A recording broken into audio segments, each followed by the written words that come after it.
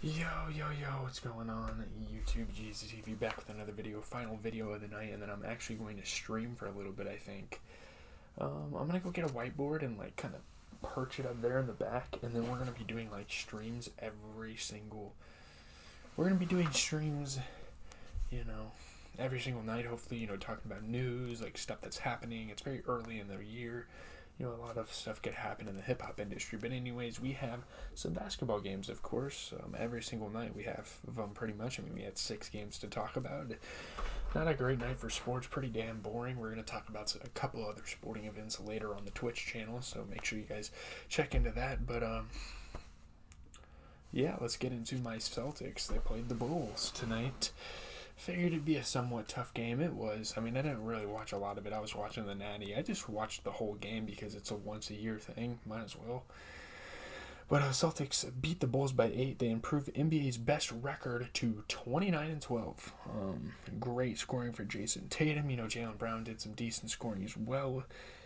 Yeah, midway point of their season, they have the NBA's best record, and I feel like that was kind of expected at the start of the year. Great and one dunk for Tatum to kind of ice the game. Al Horford was hitting some threes. Jason Tatum was hitting jumpers. A lot of smooth offense from guys like Jaylen Brown. Malcolm Brogdon was doing a lot of facilitating for the team. Yeah, Celtics played pretty damn well. And looking at the Bulls first off, 21 points and 13 rebounds for Vucevic. He shot 50% from 3, 60% from the field, and Zach LaVine had 27 points. Iota seems to continue to be kind of like a weakness for this Bull squad. He did shoot 50% from the field, but my God, man, get the ball more, get some more buckets.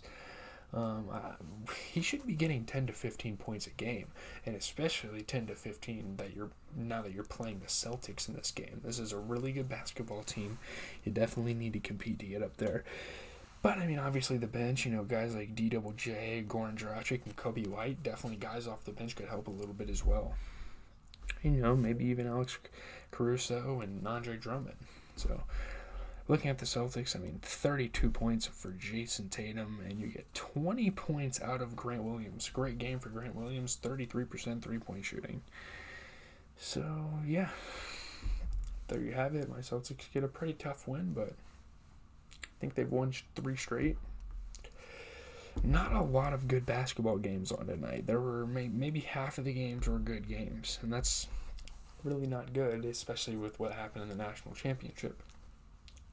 Pelicans Wizards up next. CJ McCollum scores 34, and the Pelicans beat the Wizards by 20. Great scoring from CJ McCollum as well as Jonas Valanciunas. Jonas Valanciunas getting some boards. Good win here for the Pelicans. Pelicans are looking great even without Zion Williamson. Najee Marshall was hitting some tough shots. Denny Avdia for the Wizards was facilitating. Yeah, Najee Marshall, he's been playing great, Najee Marshall has been playing great in place of Zion Williamson. Jose Alvarado had some good defense. He's a great defender, very underrated defender in this league. Looking at the Pelicans, 27 points and 12 rebounds for Jonas Valanciunas off of 67% shooting. And CJ McCollum had 34 points off of 50% three-point shooting. So there you have it.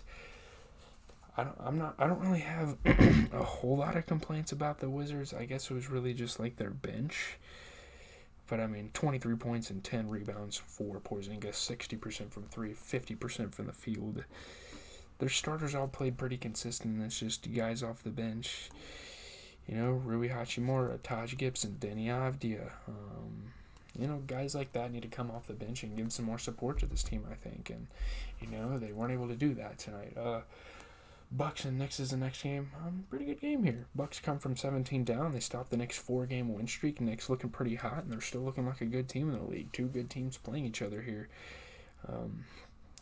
Giannis Antetokounmpo, he felt that the Bucks were playing with more energy. He could sense a shift in their confidence.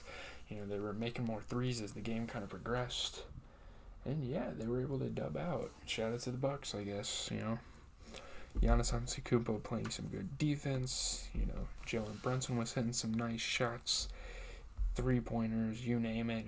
Julius Randle was hitting some tough ones, and Mitchell Robinson played some good defense as well. This was overall a really good game. Giannis Antetokounmpo, 22 points, 10 rebounds, 33% from the three-point line, and I believe he also shot. Okay. Never mind. Pat Connaughton had 11 points, 11 rebounds. It's rare that I talk about him a lot, but I mean, he played good. 50% shooting. Shout out to the Bucks. Their guys stepped up. Playing a good Knicks team as well. It's not an easy thing to do. Jalen Brunson played fantastic. Julius Randle, 25 points, 16 rebounds. You get 44 points out of Jalen Brunson, shooting 40% from three, 50% from the field, and of course, Emmanuel Quickley. They have some really good guard play right now. I think R.J. Barrett should. Is he hurt? I don't know what's happening, but Emmanuel Quickley, 50% three-point shooting off that 23-point performance. Mitchell Robinson, man. If you can get that guy to get 5 to 10 points in any given game, 2, 3, and 8. He shot 25% from the field in 4 shot attempts. Not really sure how that's possible.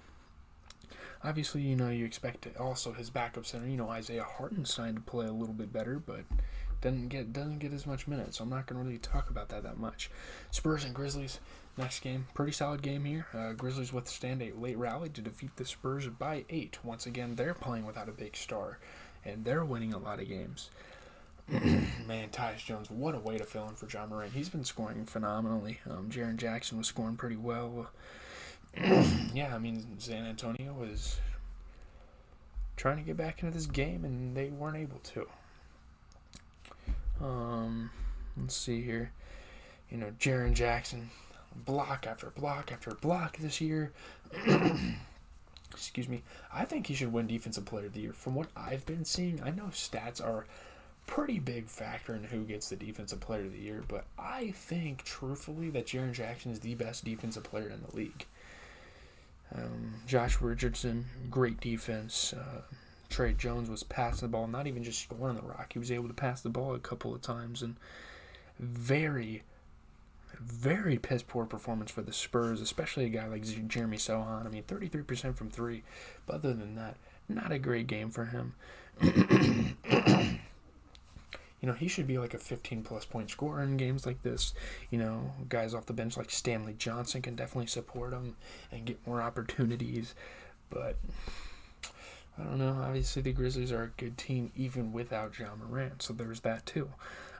Steven Adams, 13 points, 15 rebounds. Sorry, my fucking throat. Tyus Jones playing, honestly, some of his best basketball. 24 points off of 50% three-point shooting. He's been playing some very good basketball. Let's just move on from there and talk about Lakers Nuggets. Jamal Murray and Nikola Jokic lead the charges. The Nuggets beat the Lakers by 13. Jamal Murray had his best scoring night of the season. 11 triple-doubles for Nikola Jokic this season. And, obviously LeBron James, sore left ankle. And you guys look at my video title, and it's like, LeBron James should retire. And the reason why is not because the Lakers are a bad squad, which they are. They're a bad team, but my God, LeBron, play basketball. You sit out every other game. You've had some really good stretches this year. I have a lot of respect for LeBron. But play some basketball, man. Like, your team coming into this one, 2 games under 500, you've been getting on some streaks, and you decide, I'm going to sit the game. If the ankle sprain or the ankle soreness is genuine, and it's like really, really serious, I pray for you to get back and play for this team. They need you right now. Without Anthony Davis for the longest time, and you sitting out half the games, what do you expect them to do? You see LeBron James in these pressures, he's like, I don't want to be a part of losing. I don't like losing. Well, yeah, you've been winning. Ever since 2010, you've been winning. And you could argue 2008, 2009, he's been winning since then. And now that you're on this terrible team, which you've been on a team like this for a couple of years, there's been a few years where the Lakers with LeBron have been like this, but man, you gotta play basketball. Like, if LeBron would have just came out this game and scored like 15 to 20 points, they would have won the game. And this is a good Nuggets team. And man, I gotta give credit because I think the Lakers are withholding themselves pretty well without LeBron. For not having LeBron, there were definitely some bad performances, but I mean, 17 points, 10 rebounds for Thomas Bryant. Off the bench. This is a luxury not a lot of NBA teams have. You have Russell Westbrook going for 25. That's something NBA teams don't normally have. It rarely happens to have a guy putting, it's rare to have a guy averaging 15, 6, and 8. That's not, he's a top 10 passer in the league, and he comes off the bench. As a point guard, he's a top 55 rebounder in the league, and he comes off the bench. Patrick Beverly, obviously expect more from guys like him. Guys off the bench, they definitely need to play like Damian Jones more, obviously. They have a lot of... they need to give guys like Damian Jones, Pat Beverly, more opportunities on offense. I feel like that's their big problem. Maybe if those two would have went for like 5 to 10 each, it would have went differently, but I don't know. Maybe Darvin Ham isn't running this team right. I don't know what the hell is happening. Damian Jones comes in for 2 minutes, gets a rebound, fouls someone, and gets taken out of the game. I don't know what that's all about, but looking at the Nuggets, 14 points, 16 assists, 11 rebounds for Jokic. Didn't miss a single shot. 34 points for Jamal Murray. Great player. So, yeah, let's move on to the Magic and Kings. Worst game of the night. This was fucking terrible. I had to hold myself to watch the rest of this after the Natty, and it was terrible. Harrison Barnes scores 30. The Kings blow out the Magic. They win by 25. Best scoring game for Harrison Barnes this season. And it's the best 3-point shooting night in the Kings history, although it didn't need to be that. They were fucking dog-eating this team. Dog-walking these motherfuckers. Yeah. And, of course, how fitting is it to get the 23rd triple from Matthew Dellavedova, a pretty premier, 3-point shooter in this league for the longest time. Obviously not anymore, but yeah. Chimezie Metu, very big dude. He has so much potential. His ceiling is pretty damn high in this league. He had some tough shots.